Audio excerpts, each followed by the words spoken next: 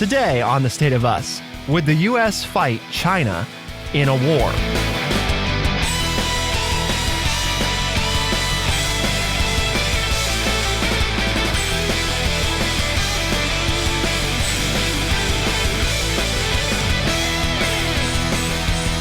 Welcome to The State of Us. I'm your host, Justin T. Weller, joined today by the one and only, your friendly redneck liberal and the senior resident historian here at True Chat, Mr. Lance Jackson. Today, we're going to look at the possibility of a war with China from the United States perspective, but also from the world perspective. And in order to do that, we're going to have to inevitably examine some history, but we've got 5 essential questions to ask ourselves about not only is it likely, but also how do we know if it's likely or not? And then what would happen if it took place? So there's a great piece in the Wall Street Journal that prompted or gave us 4 of these questions. We came up with the 5th, and we're going to talk about our answers to them while also sharing some information from the piece. So we've got a lot to go into today. A lot to talk about. It's a very historically oriented piece. So if you want to pick it up and read it, and follow along. It gives some good background information. We're going to try to cover that history as we answer some of the questions. So stay tuned and listen and learn. And like I said, probably a good one to pick up and read so that you understand all of the basis of what's going on. But interesting premise by the author as to how big and strong is China, and what would the United States' reaction be to a China that starts to expand? So let's set the stage a little bit. If the Chinese did succeed in forcing Taiwan to reunite, either by military assault or naval blockade, would China then be in a position to exercise hegemony across East Asia? Or might that be the beginning of the end of the Chinese regime? The attack on Pearl Harbor and the subsequent destruction of American forces in the Philippines and the Western Pacific were astonishing victories over the United States in World War II, but they were also the beginning of the end for Imperial Japan. Beijing may well be able to take Taiwan, and the U.S., typically slow to prepare and respond, may not be able to prevent it, but then what? And that's what leads us into our sort of 4 questions, right? In this hypothetical, we've heard a lot about, obviously Taiwan over the years, and basically they operate sort of as a pseudo-independent state, and the U.S., is very supportive of that in a way that doesn't too badly directly upset China, but China also says it's technically part of their territory and they want to exercise greater control and blah, blah, blah. It's kind of the one China policy. It's the one President China Nixon, policy, yeah. So we've been operating in this limbo for the last 50, 60 years. Correct. And we saw obviously how it's sort of recently been playing out in Hong Kong, basically ever since Hong Kong was handed back over to China's control from the United Kingdom, 1999, and how that's played out they maintained a lot of independence, but slowly started to lose it. And that's only further caused worry and concern in Taiwan about, we don't want that. Likewise, the Taiwanese are obviously also looking at what's happening with Russia and Ukraine and saying, yeah, we don't want that either. And all of these are going to underpin a central question that we're going to try to answer kind of at the end of the show, because it's sort of what came up as we read this. And I think it's a good way of understanding. Sometimes we attempt to use logic to discuss these things and what actions a power like Russia or China or even the United States may take. So often, though, logic is not the thing dictating these decisions. Because humans are involved. Correct. Yeah. Humans don't always use logic. I mean, arguably, the data was all there for the United States to know that, we were going to need to get involved in World War II, but we wanted to stick our heads in the sand and wait. Logically, we probably just should have gotten involved sooner. Well, we sent our boys over to fight in World War I, and they came back and we didn't like what happened. And right. We had been, we had decided we didn't want to be a world power if that's what it meant, and we had not joined the League of Nations, and Woodrow Wilson had suffered a stroke because everything he had worked so hard for was denied by the American people and the senators. And we just said, you know what? If they want to fight in Europe, let them fight. It's not our problem, and we're going to stay here and just deal with our own problems. And for perspective, laying the historical groundwork, in 1917 and 1939, the U.S. had no overseas allies, okay? None. Today, it has more than 50 allies and strategic partners across the globe. Prior to 1945, the U.S. had no significant overseas military presence outside of the Western Hemisphere. Now it has the world's only true blue water navy and military bases throughout the entire world. In the 1930s, the American peacetime military was incapable of taking on other great powers. Now it has a large, highly equipped, and battle-tested force superior to all other militaries. And it exercises with its rich allies a remarkable degree of control over the global economy with sanctions and other financial weapons that really didn't exist until the last 3 decades, as Mr. Putin in Russia has discovered. So the first question, is the U.S. still able to outproduce an adversary as it did in the 2 world wars prior and during the Cold War with the Soviet Union? Because again, when you look at historically, this year the U.S. will spend less than 4% of its GDP on defense, 4% of our gross domestic product. That is a peacetime military budget, and comparatively, historically for the U.S., it's a low one. In Dwight Eisenhower's last budget in 1960, the U.S. spent 9% of GDP on defense. In the Reagan years, it spent just under 7%. If the U.S. spent 7% of GDP on military today, it would amount to annual defense spending of almost $1.6 trillion, compared with the slightly over $800 billion it currently spends. Well, again, it's a 2-part question. Can we? Sure, we can do that. I have no doubt that we can retool factories and we can designate funds that are in other areas to go to the military if we so desired, if there was that deep conviction among the American people. Of course we can do it. I don't think there's any doubt in anyone's mind. But therein is the second part of the answer, and that is, would we be convicted enough to do that? Could the United States do it?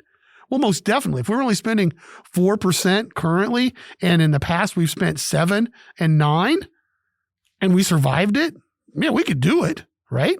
I don't think there's any doubt that we could do it. But would the conviction be there to fight China or Russia and give up the things we'd have to give up or do without for a while, the sacrifices that we'd have to make to do that? Well, we also have to remember that it's not just an equation of can we spend enough, right? Because to Lance's point, if we're willing to spend enough, we can access the money, we can take on the debt, like we can spend enough money to win. But the other thing is, the things have to be there for you to buy. And I think that's another thing that's substantially different, obviously, from the last 2 world wars that we fought is, and it's been an increasing as we've seen, right? Like even with here in Ohio, we're very attuned to the fact that Intel is building its first major semiconductor manufacturing plant here in Ohio basically in the United States for the first time in years and years and years. There's been a renewed interest because of these heightened things with China of saying, okay, if we have something where we're relying on 95% of everything we get for this industry to come from China, that may not be super wise because we've tied a huge portion of our economy, and not just our economy, but then, mind you, our ability to respond if we happen to be in a conflict with that particular adversary.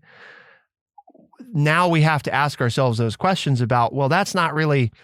We weren't in quite that compromised of a position in the last 2 world wars. And even if it comes from an ally, because let's say like, well, there's a lot of stuff that comes from South America and even other Asian countries that, well, right, but it has to get to the U.S. then. It's nice to say that, well, yeah, it's not like they're going to cut us off, but they may not have a choice. Well, we understand too, with the current economy, the supply chain issue. And right. that's a supply chain. During war, there are supply chain issues as well. Yep. And we've seen what the pandemic supply chain issues did to our economy for a while. Yeah. So I guess the way I feel, I think, is a similar answer to Lance. I think it's just a question about how quickly, you know what I mean? We have access, generally speaking, to the necessary natural resources in areas that we either directly or indirectly control, either here at home or abroad. And we have enough people and we have enough space that we could build and put in place and train people to build the things that we would need to fight the war.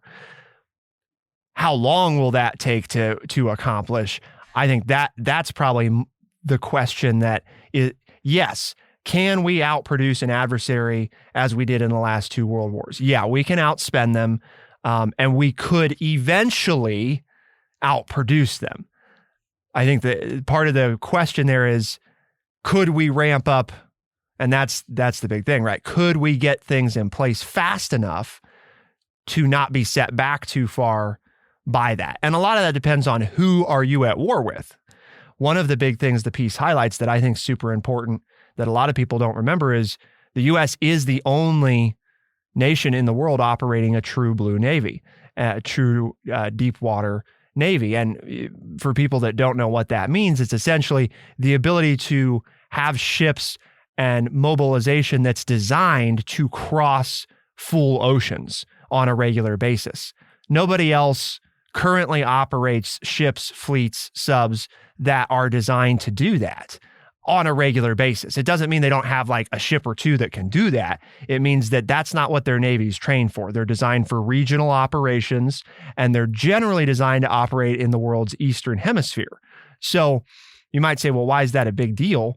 Well, it's a big deal because when you talk about the ability for anybody in the world, anybody that has substantial military power to counter what we're doing or disrupt our supply chain, like outproduce, a huge part of that is, can you blockade or cut off supply lines to the U.S., or can you get to the U.S. directly and attack them? And the answer for most of the world that has any substantive military power is not really. Well, that's one of the points that the author makes in his piece, is that China depends on the U.S. Navy to keep the seaways open for it to transport all the goods that it sells around the world.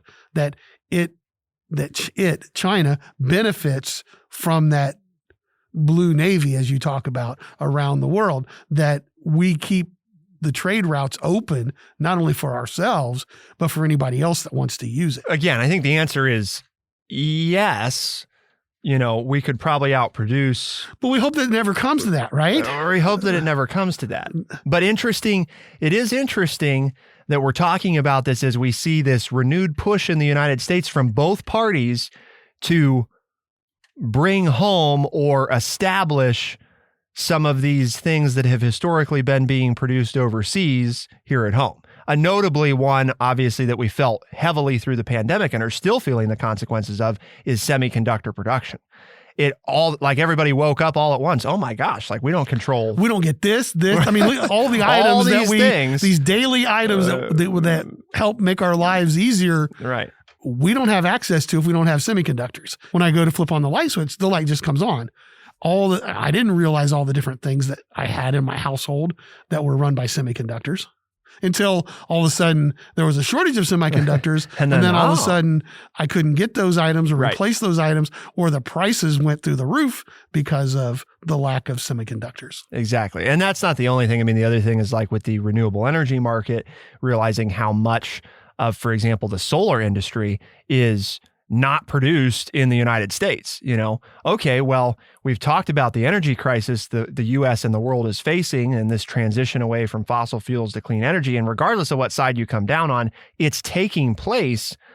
Okay, but if you go to war and the place that all of your new energy production is made is somebody that you're at war with, that's a problem. Like they're probably not going to allow shipments to continue to go to you and keep making product for you.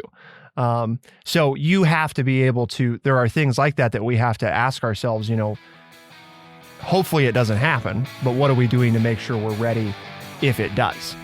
So let's talk about the next big question, which sort of Lance already alluded to, but would a U.S. fully geared for confrontation and possible war not be able to match China, and are Americans as a people up to another major confrontation? Keep it here on The State of Us. We'll be right back.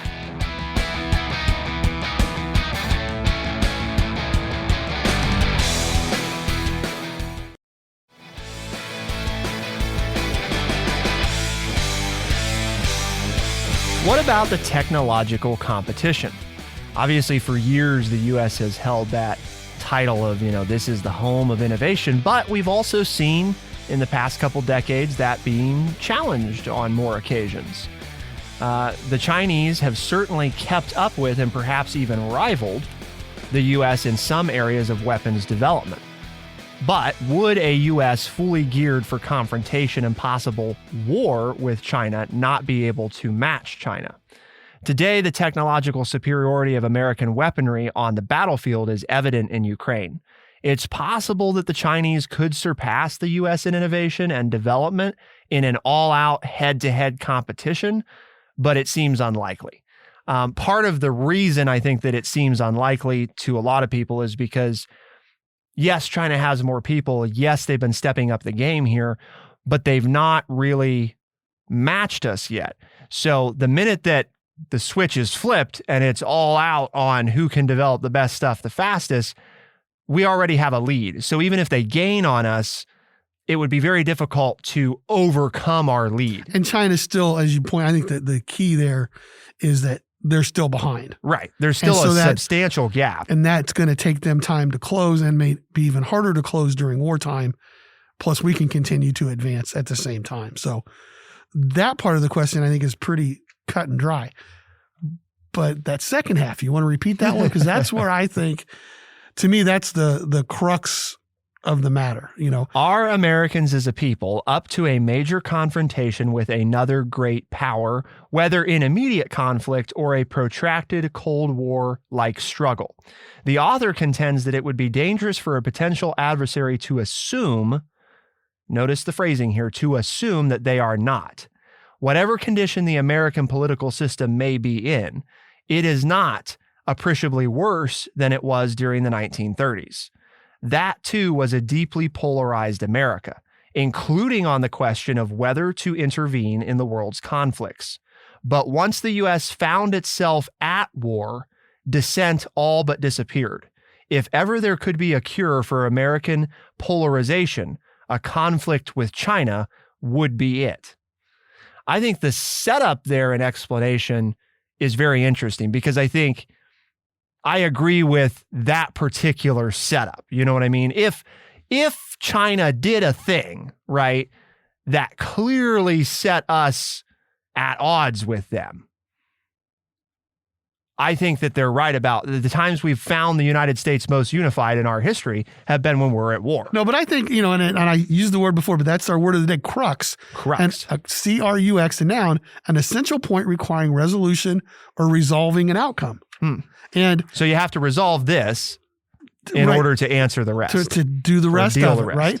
And it came that from, you probably the Latin meant an instrument of torture, probably like crucifix, a cross or something. Yeah. But in the early English in the 18th century and 19th century, it began to be used more specifically to refer to an essential point of a legal case that required resolution before the case as a whole could be solved. And that, as you were discussing, that's the crux of this question is, what will it take for us to unify? And do you think it would be more of an indirect? I don't. I think it would take a direct attack on the U.S. either through Taiwan or on the U.S. economy. So an attack on Taiwan would be, I think that would be enough to constitute a direct. Right. Or a direct attack on our economy. Like they were going to raise tariffs or deny us goods that in the past they had given us, and it would start to bankrupt us or cause us lots of consternation about how we were going to get along as a people. I would consider those two things direct attacks. Okay. Now, if you meant those as indirect attacks, then I would agree with your statement that directly or indirectly. Yeah, so I guess the definition is important because in my mind, that's kind of what I'm thinking. Okay. Direct attack being like, we on the shores of the United States. Right. Or like we attack an American military base or kill American soldiers somewhere. Yeah, but if you meant by indirect, a US ship. An attack on an Taiwan ally or an attack on the U.S. economy, because that's where I really see China going. Yep. that I think they will try to attack our economy and break us from the inside. Yeah. And if that were to happen, I think that would galvanize Americans to take care of the problem. Right.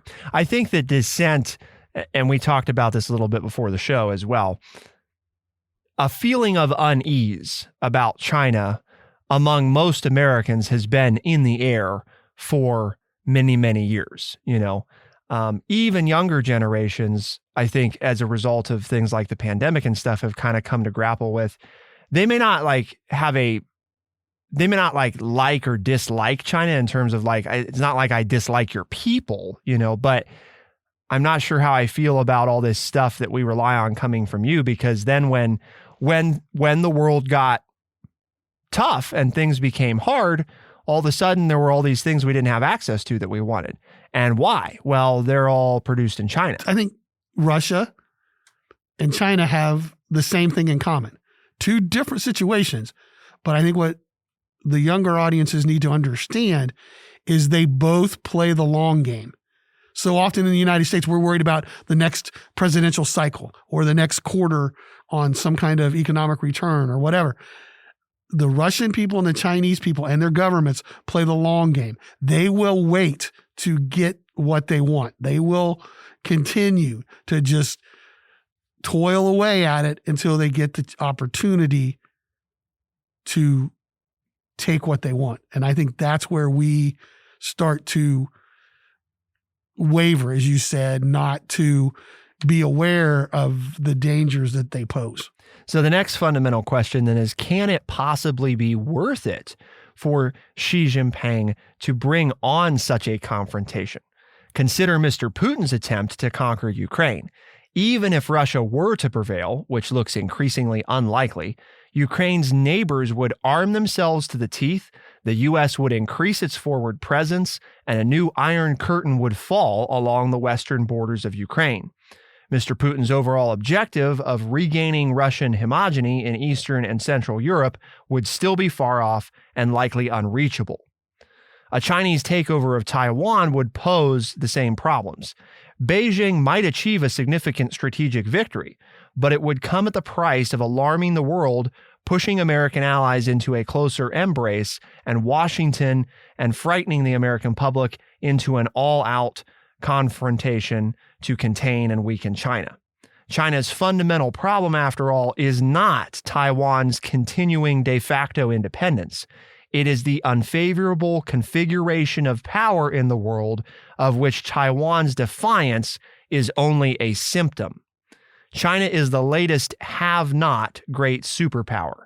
Like Germany and Japan in the years leading up to World War II, it wants vast wealth and power, a large sphere of influence, control of the seas, and a seat at the head of the table setting the rules for international affairs. But Xi Jinping's China, what it wants and what it can have, aren't necessarily the same thing. Well, yeah, according to the author. I mean, of course, to the Chinese people and the Chinese government, they may see it within reach. And if they feel that instigating a war with the United States at the proper time would gain them what it is they desire, would they worry about a negative outcome?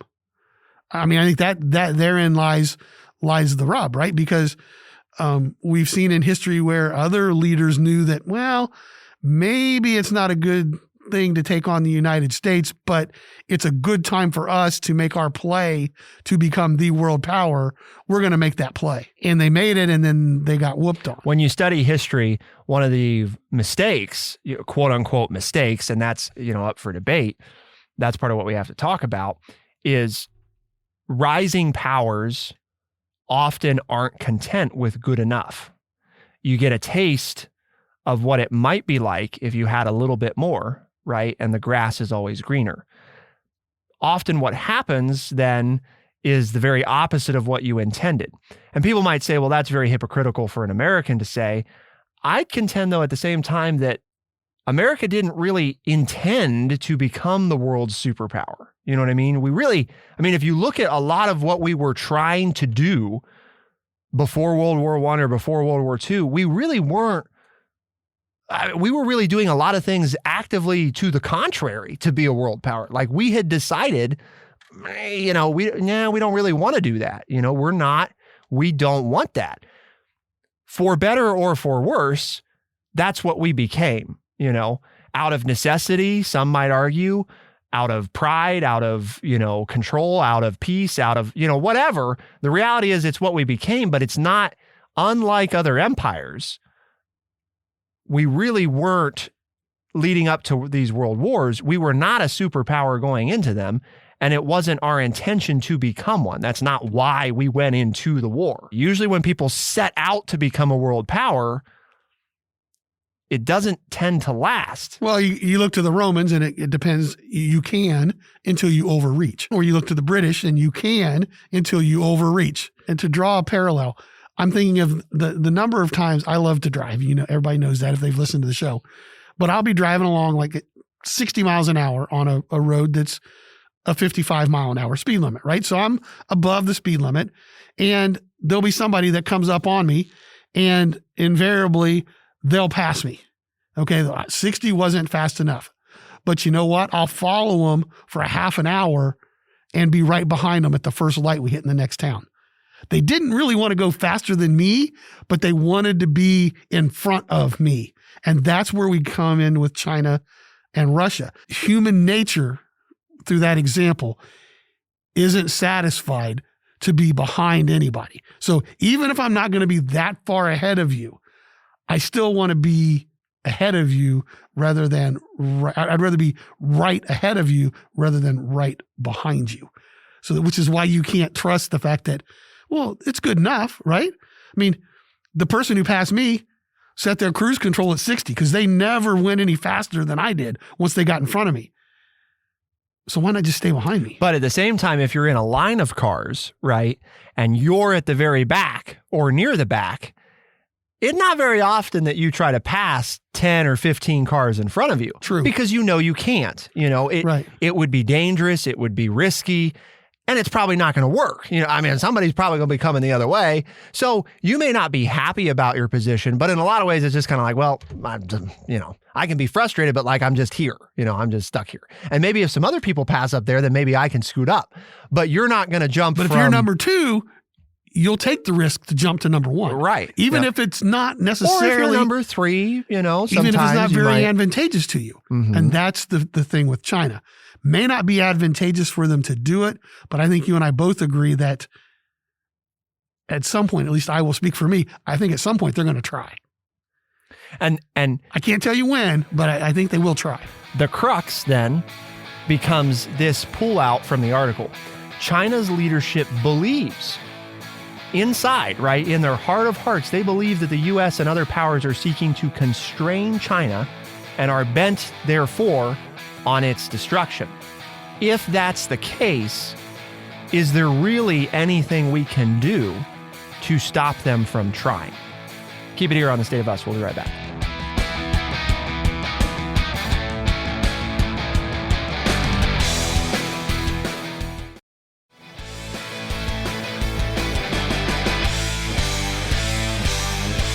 You're driving down the highway. You got your cruise set, going a little over the speed limit. Somebody comes up behind you. And you can see, they're getting closer, and they're looking, and they're maybe scooching over to the left a little bit, looking like they might be trying to see if they can pass you. So what do? Well, maybe you speed up a little bit, right? Well, I'll speed up. Well, and then they speed up a little bit, and then what are you doing? I thought you wanted to go faster. That's what we're doing here. And why are you still on my butt? Back off. You might brake check them, there's a lot of things you could do to try to get them off, but most of that doesn't usually work, does it? They just keep on coming, and they're going to try to pass you at some point because they had already decided way before you sped up that they were going to pass you. Is there really, if somebody wants to pass you on the highway, is there really anything you can do to change their mind? Maybe the better question isn't, can you stop them? Yeah, you could probably stop them if you really wanted to, right? If you want to drive like a NASCAR driver, and you pull into the other lane and block them when they try to pass you. Yep. And you're or if you're comfortable to slam on the brakes and get in an accident, or you could. You can do it. You can Sure. stop them, but is it Is it worth it to stop them? You know, I've been thinking since you said it, and are we indirectly encouraging China to do something by building these factories to build the products that China has always provided us?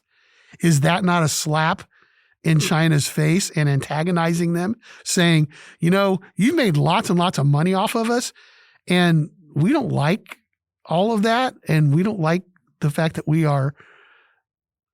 need you, so to speak. So we're going to take care of that problem, and we're going to fix it ourselves, so we don't need you anymore. Is that an indirect slap in the face to China? The very thing that we're doing to try to avoid conflict with China is going to cause the conflict with China? So I guess to answer your question is, I'm not sure we can. Because like you just said, the things that we're doing to try to prevent the conflict could end up, in my mind, be the very cause of the conflict.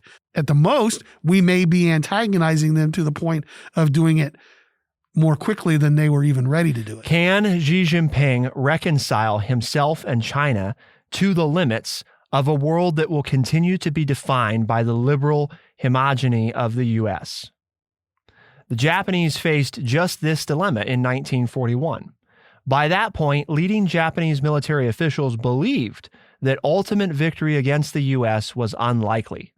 Yet the option of backing down and accepting Little Japan was too humiliating. It meant giving up the dream of a new Japanese-led Asian order.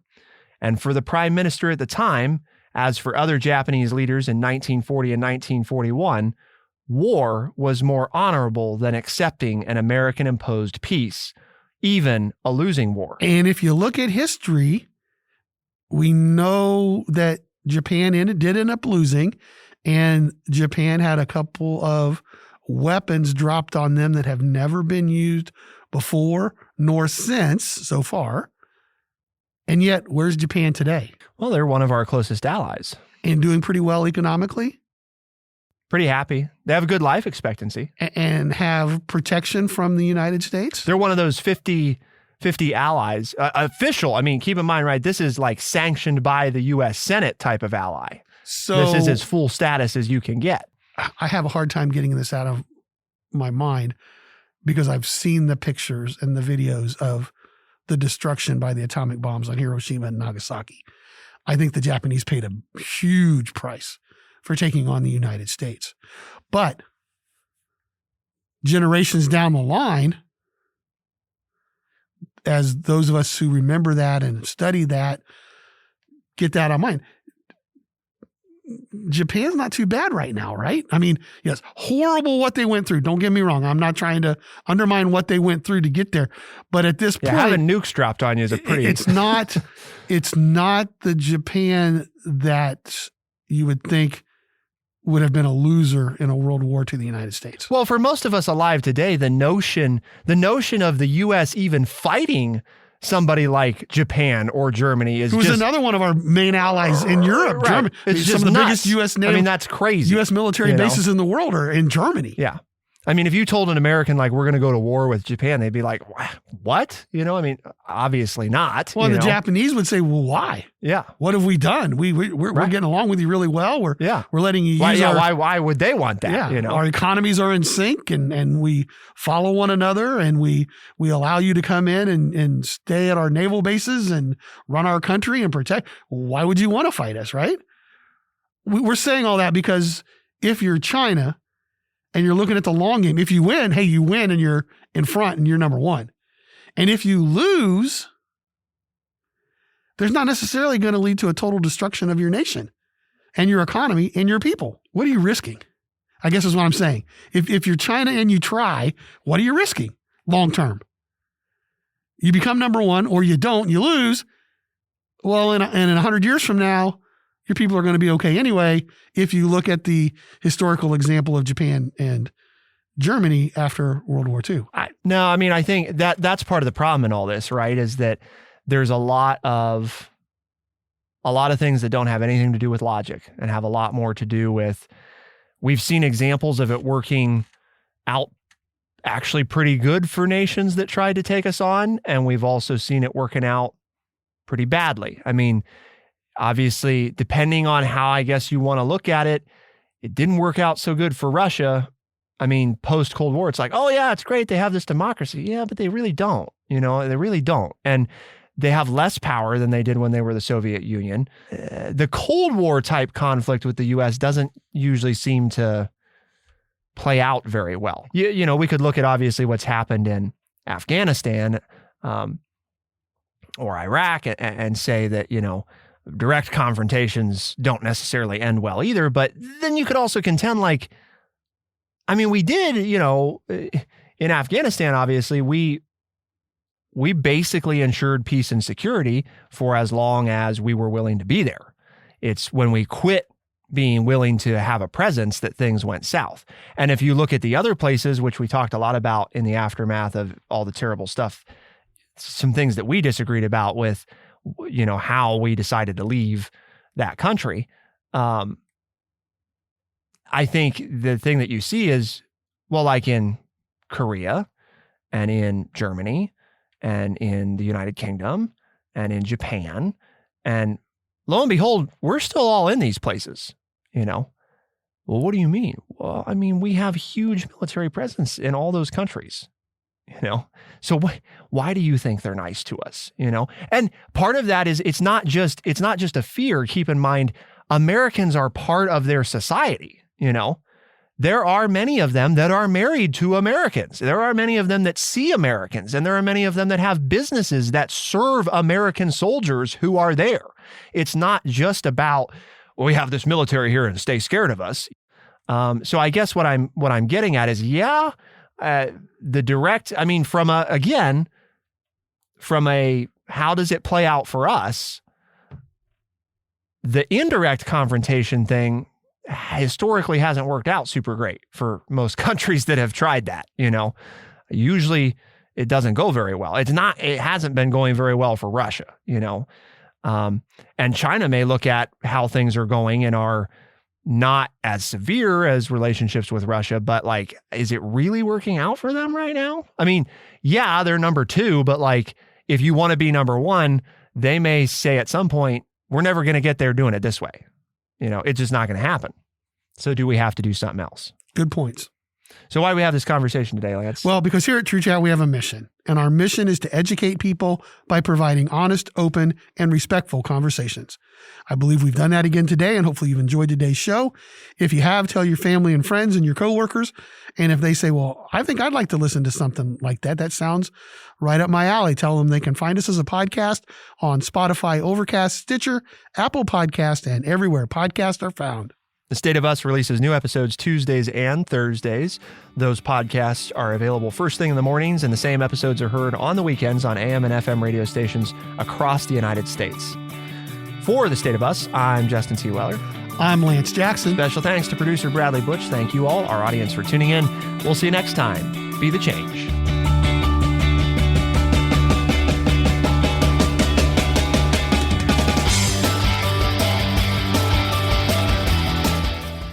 Be sure to check out our website, thestateofus.org, for books, articles, and all the ways to tune in. thestateofus.org.